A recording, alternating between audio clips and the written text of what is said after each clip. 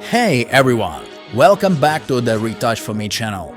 Whether you are dealing with minor blemishes or larger areas of redness, this quick and easy method will make your retouching workflow a breeze. Let's dive in.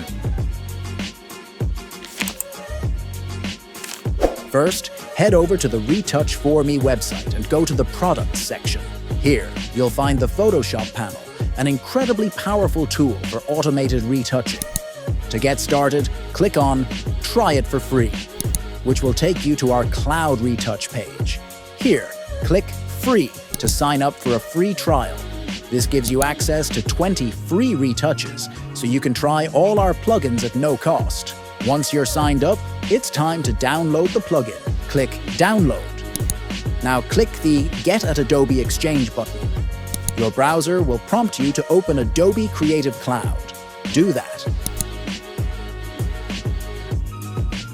And then hit Install to add the Retouch For Me Photoshop panel.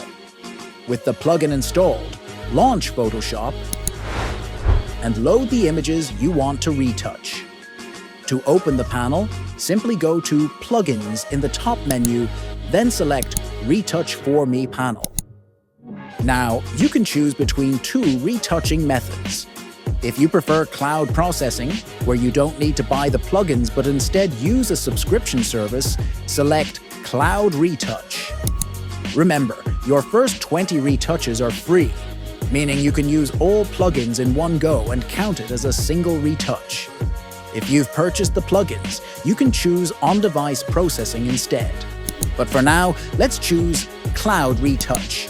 Simply click Login. Then follow the prompt to your browser to confirm and click Approve. Next, select Dodge and Burn to smooth out the skin and Skin Tone to remove any redness. Once you've made your selections, hit Retouch and let the AI work its magic.